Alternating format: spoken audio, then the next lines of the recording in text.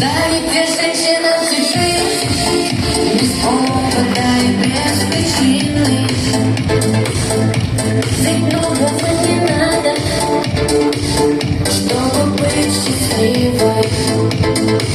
Дали пешечи на цифры, без повода и без причины. Ведь многого не надо.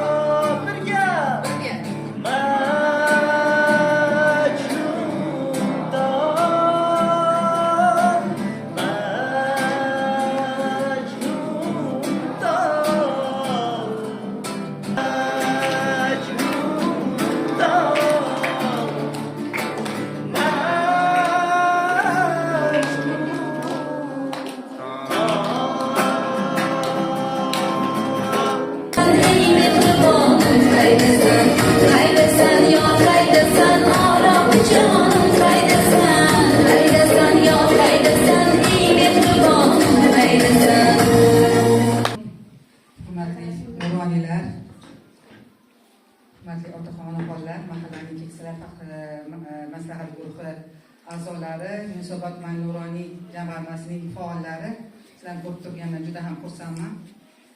Kecha maslahat qilgan edik. Tuman bo'yicha uchrashuvni o'tkazishimiz kerak edi. Lekin biz mo'ljallagan joyda katta tadbir bor ekan. Shunda hokim bilan bo'lmasa o'tkazmaymizmi desam, yo'q dedilar. Shu 53-maktabni rahbari juda javobgarlikni his qiladigan, intiluvchan, qat'iyatli, qattiqqo'l, unda har doim tayyor turadi. Siz o'shanga murojaat qiling dedilar. Hokimni takliflari bilan Feruza Karimovna sizga murojaat qildim. Mana ishonchlarini oqlab, o'ylaganlaridek chiroyli tadbirni tashkillashtirib berdingiz. Avvalambor sizga, qo'l ostingizga mana shu o'qituvchilarga o'zim minnatdorchiligimni bilaman. Bildiraman. Jamoangiz har doim komandangiz siz bilan birga ekan, o'quvchilardan, tarbiyasidan ham, muomalasidan ham, kutib olishidan ham ko'rinib turibdi. Hamma juda ham xursand bo'ldi. Men bir narsani aytib o'tmoqchiman. Yaqinda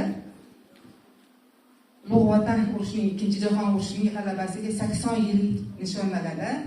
Hamma xabari bor.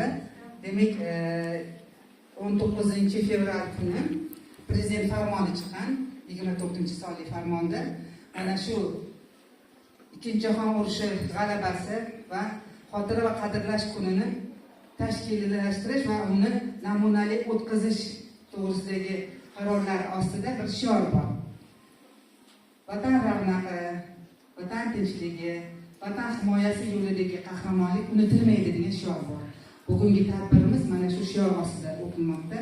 Mana shu tadbirga mo'ljallab bugungi tadbirga yig'ilishga mana shu 53-maktab o'quvchilari uchun, ustozlar uchun afg'on urushida qatnashgan tirik afsonalarni ham taklif qilganman. Ular o'zini tanasi bilan, o'zini ko'zi bilan, o'zini o'sha davrdagi hayot kunlari bilan urushni ko'rganlar. Endi hozir bir narsa ustida o'quvchilar, ustozlar, onaxonlar, opaxonlar, ukalar, singillar. Endi urushni gapirgan bilan, gap bilan tushuntirib bo'lmaydi. Uni qalban sig'masin, yaxshi o'qinglar. Yaxshi kasb a'zosi bo'linglar. Bir kresllarni egasi bo'linglar.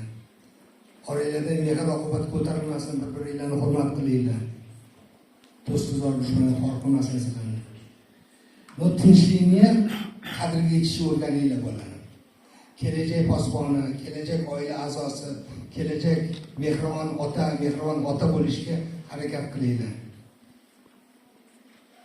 Sizlardan keyin, sizlardan 7 avlodinglar ham urush ko'rmasin. Sog' bo'linglar. 22, bachchalar 19 o'zim adashman. Bular qisqa bo'lsa ham o'zlari haqida kichkinagina shu darajaga yetishlarida qancha mehnat qilganlarini sizlarga namuna tarzida aytib o'tadilar. Marhamat bachchalar. Assalomu alaykum yana bir bor. Bu darajaga yetib kelguncha bizga ham oson bo'lmagan. Oilamiz qarshilik qilgan, san'atda tushunmaganlar.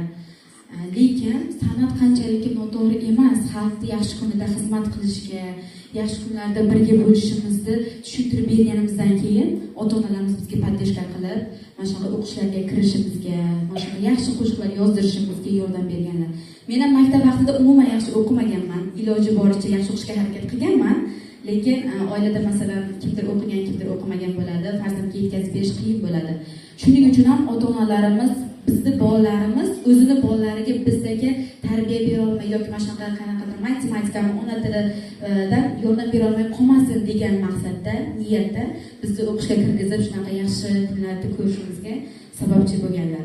Sizlarga aytadigan gapim, yaxshi o'qimaydigan o'quvchilar hech qachon xafa bo'lmanglar. Asadbek, marhamat so'zingizga. Endi men nima deyishim mumkin? Hozir aytadigan gaplarning hammasini Barshimlar aytib o'tdi. O'zimni tariximni aytib o'tirishim shart emas. Endi bolalarga bir akalik maslahatim. Agar bir kun yaxshi yashashni istasanglar, bir yaxshi ovqat yeyinglar. Agar bir oy yaxshi yashashni istasanglar, biron bir uy olinglar yo mashina olinglar. Agar bir umr yaxshi yashashni istasanglar, o'zingizlar yaxshi ko'rgan ishni qilinglar. O'zingizlar yaxshi ko'rgan kasbni tanlanglar.